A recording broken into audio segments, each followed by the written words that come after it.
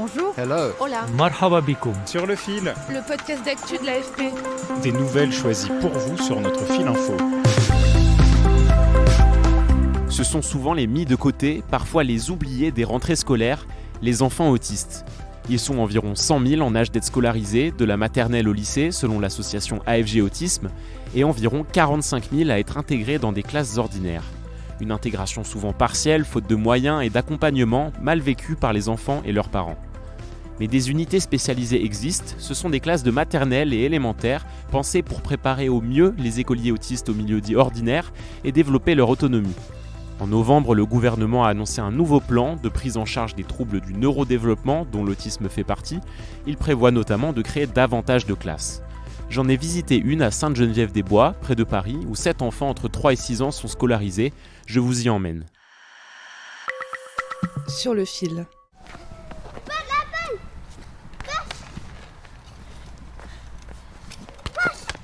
Quelle belle passe! C'est la récré à l'école des étangs. Thomas ne tient pas en place, écoutez-le jouer au foot avec sa professeure. Qu'est-ce que tu veux? Je comprends pas. Ah, tu veux que je siffle? Oui. Ah, siffler. Alors tu dis siffler. Siffler. Mettre football. Maintenant, football. Clélia Bellujon est ravie, le garçon de 5 ans qui a un trouble du spectre autistique communique de mieux en mieux avec elle et ses camarades. Là, il a réussi à m'exprimer son besoin, j'ai compris. L'idée, c'est qu'en fait, il apprenne ce mot, siffler. Donc, je lui fais répéter, on est en train de jouer, il est trop content, on est dans la cour de récré. Il a appris siffler, il a dit passe, il les avait jamais dit. Mais ça demande vraiment l'observation de l'enfant, son besoin, ce qu'il veut. Et aussi, ça demande d'avoir une bonne relation avec l'enfant. Il sait que je vais essayer de trouver, donc il fait l'effort de communiquer avec moi. Promenons-nous dans les Bois. pendant que... Que le n'oublie pas. Dans cette classe de maternelle un peu particulière, il y a 7 enfants diagnostiqués autistes, chacun accompagné par un adulte. Éducatrice, psychologue, aide-soignante ou encore psychomotricienne, les profils de l'équipe sont très variés pour assurer le bon développement des écoliers.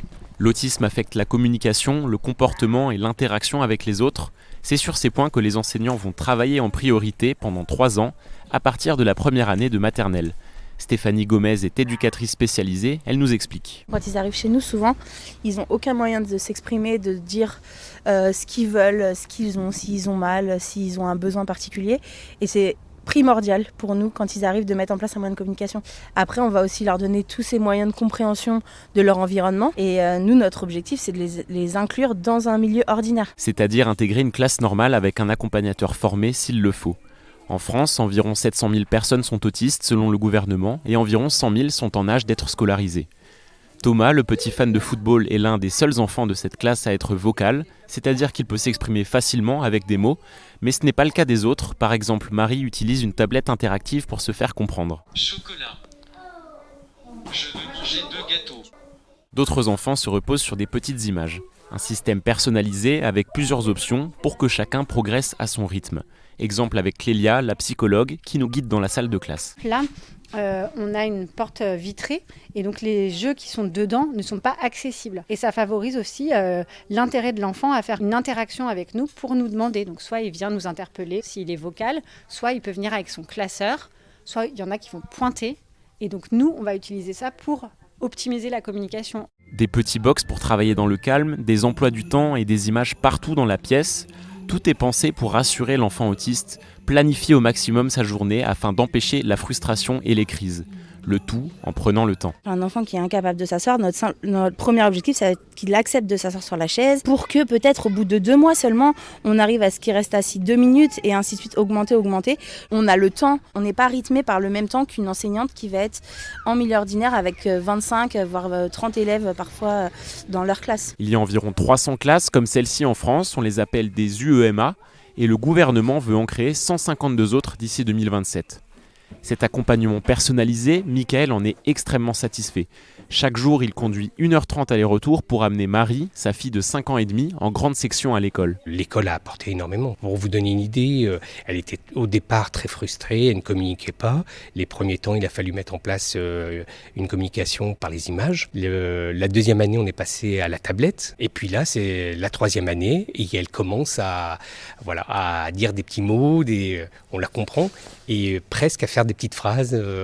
À aligner 3-4 mots, c'est énorme. Et pourtant, au moment du diagnostic, des pédiatres lui avaient assuré que sa fille ne parlerait jamais.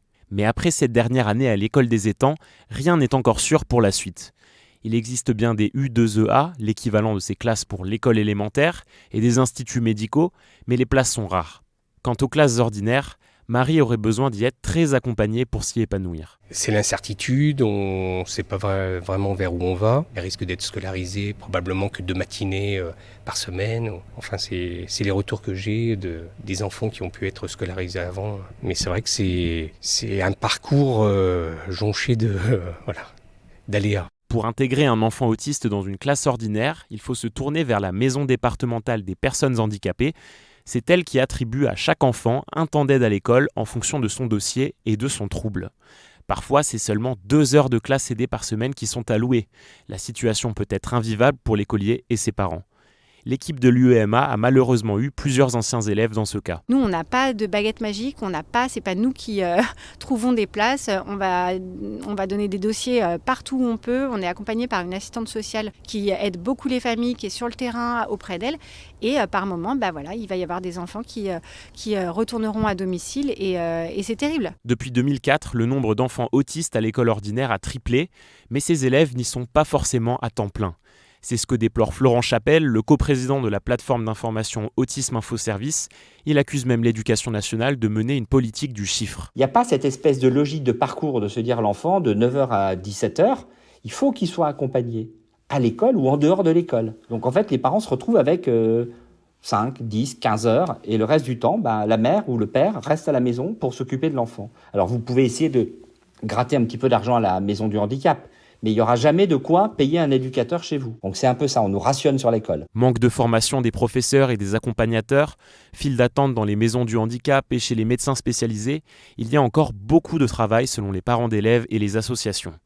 Et le nouveau plan du gouvernement inquiète certains des acteurs. C'est la première fois qu'on englobe l'autisme dans les troubles du neurodéveloppement. De 2005 à 2022, cet handicap bénéficiait d'un plan à part. Écoutez André Mazin de l'association AFG Autisme. Pour moi, c'est un vrai recul en termes d'image et de reconnaissance des difficultés spécifiques des personnes autistes. D'accord ?